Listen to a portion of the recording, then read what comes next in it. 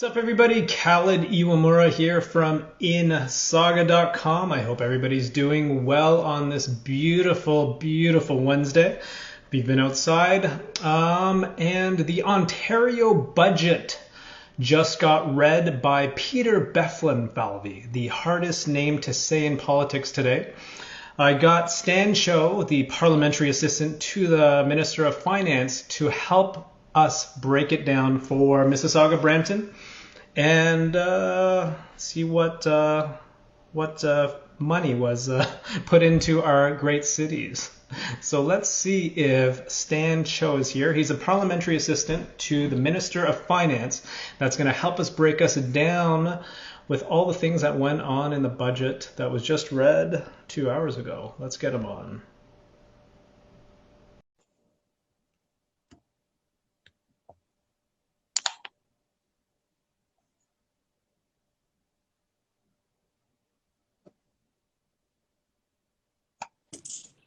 How you doing? Khaled. How are you? Good to see you again, my friend. I swear you look younger and younger every time I see you. I just shaved my head. Just shaved my head. So, a lot to talk about here. So, I'm going to talk a lot about Brampton. Great. So, Patrick Brown, the mayor of Brampton, has already put out videos and is really happy about all the announcements for Brampton. Let's talk about the hospital first. Okay, so Brampton is getting a new hospital in the site of the old hospital, an upgrade, I guess, right? When will this be created? When will this start? When will, when's all this going to happen? Well, That's what everybody. I think the mayor of Brampton and the people of Brampton and Peel have a right to be really excited. I mean, I know that you've been asking for this for a very long time, and our government is delivering because we know that the focus needs to be still on protecting the health and safety of the people we serve, and that we're not through this pandemic yet. But also, we know that this hospital infrastructure has been neglected for decades, and we have an aging and growing population. So the pressures on our healthcare system, particularly in Peel, where Brampton is now one of the largest cities in our country, is only going to increase. So our government is absolutely investing into this. And so we're expanding the current urgent care clinic that closes at 9 p.m. with a new 24/7 inpatient wing that turns Peel Memorial into a full second hospital for the great city of Brampton. It is in the planning stage, so we'll have more details on that soon, but it is also in the official document, which means it is absolutely a government priority. Perfect. Now, is this going to be like a huge addition to Peel Memorial? Is that what we're looking at? This is absolutely new hospital. I mean, you're right in saying that this is going to increase the capacity for the great people of Brampton, but it's also important to note that we're also completely rebuilding the Mississauga Hospital to increase capacity. So it's a bit of a double whammy for Peel. Okay. These are the new beds, and this is really going to make sure that people have access to better healthcare in Mississauga and Brampton. Perfect. And so I'm going to have to throw in a little controversy here because Patrick Brown, the mayor of Brampton, did say that there's an emergency room, right? Guratan Singh from the NDP just stated that there's no emergency room. Will there be an emergency room at this new Brampton hospital? Well, I don't have the exact answer for that, Khaled, and that's why it's in the planning stage. So what our responsibility at finance is make sure that it becomes a priority, allocate the resources to it, which we have. There's $16.3 billion in this budget for healthcare, but I will absolutely get back to you on that one with the clear answer, but it is what the consultation process leads to. Okay, perfect. Okay, let's talk more Brampton. So Ryerson Medical School is going to be in Brampton somewhere, I believe downtown Brampton. Is this going to be a standalone building, and how many students do you think we'll see here? So I don't have the exact details on that particular medical school, Khaled. Okay. You know, we're the money guys over here at finance, and I know money is an important part of this process, but we do rely on the line ministries to administer those details. But what I do know about the hardworking members from Brampton, like MPP Sandhu, who I know you know, and Minister Sarkaria, is that they listen to the people of Brampton. They listen to the people of Peel, and we're going to make sure that the people get what they want. And those consultations it's around this province have led to the exact sort of details that you're looking for. And so this will be a decision made by the people of Brampton and Peel.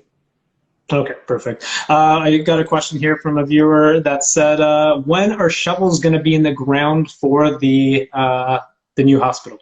Great question. We will get you those details imminently. We thought it was important, first of all, to get the money there to make the commitment, and then we'll have those details in short order. Awesome. Okay, let's talk about Mississauga. Mississauga, there is a budget there for funding for new additions to the Trillium Health Partner System. What does this mean and when? This means new beds. This means new resources. It's part of $5.1 billion to increase hospital capacity. We also know, I've heard from a lot of people in Mississauga, that there's a surgical backlog for people waiting for, other procedures that aren't related to COVID-19. And so these monies will flow directly to improve not just the amount of beds that are available, it is a complete rebuild of that hospital in Mississauga to increase capacity as well. So we're talking about a totally new facility to service Mississauga. Okay. And is it too early to ask when? Well, the planning stage is going to move very quickly. It's a little early to ask when because we put dollars to the words, but those details will follow in short order. And Khaled, I'm getting used to being on your show, so I'm happy to come back when that is, and it'll be soon, and give you all of those details. Awesome, cool. And then I guess how much money is going to be thrown at these projects? Well, in total, this third phase of our response to COVID-19 has $51 billion put towards our response to the pandemic. I mentioned $16 billion of that goes to half of our pillar, which is protecting the health and safety of the people in this province. $23 billion goes to protecting our jobs and our economy. And we announced some great things for small businesses. Small businesses in Brampton and Mississauga, I see a doubling of the small business grants. That means you're getting up to $20,000 to help you weather this storm.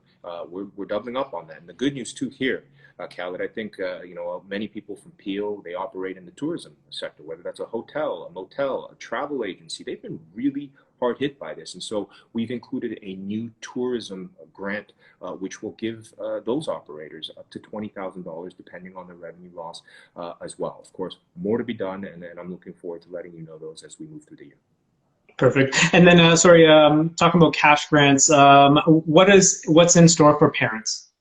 We're doing a third iteration of the child benefit, and that means that if you have a child 0 to 12, parents will receive $400 per child directly into your bank account, $500 per child if you have a child with special needs, and this is going to help parents, with whatever expenses or difficulties they encounter during COVID-19. I think I've mentioned my wife is a spec ed teacher, and she speaks to parents all the time and say, I've had to buy a new iPad, I've had to increase my broadband bandwidth, and so this will help parents get through this very difficult time. Perfect. Any more cash grants that you can talk about? Yeah, so I mentioned the tourism grant. I mentioned the doubling up of the small business grant, but we're also created a lot of permanent measures in reductions for property taxes for small businesses, an elimination of the EHT tax on jobs for the smallest of small businesses. We've also increased the care tax credit for childcare, which will now allow families to be eligible for up to 90% of childcare expenses as a tax credit. And the best part of that program, Khaled, is you don't have to go to some government-run daycare. You can go to your local daycare. You can use your current babysitter. You can go use the services of a day camp, and those expenses will be eligible for up to a 90% tax credit. There's a training tax credit. So let's say you lost your job, for the tourism sector that's been hit hard, you can get retrained for maybe the skilled trades, and there's a tax credit. So if your tuition's $4,000 a year, you'd be eligible for $2,000 of that. And we know that's real dollars in pocket that may provide options for people who've been out of work for a little bit of time. Awesome. And the hardest question, what patio have you hit lately? Khaled, sadly, I'm a Toronto boy, born and raised. I was close. I was born in Rexdale, but my patios are too packed, and I've been too busy to even think about it. But you know what? When the time allows, if Pete's Greek in Mississauga has a patio, man, do I miss their food. I'm going to get right over there, or even Bobby's Diner. Good stuff. Well, okay. Your Mississauga stuff. All right, perfect. Stancho, thank you so much. I'll catch you. You can come on anytime, so just let me know when. Appreciate the invite, Khaled. See you soon. Okay.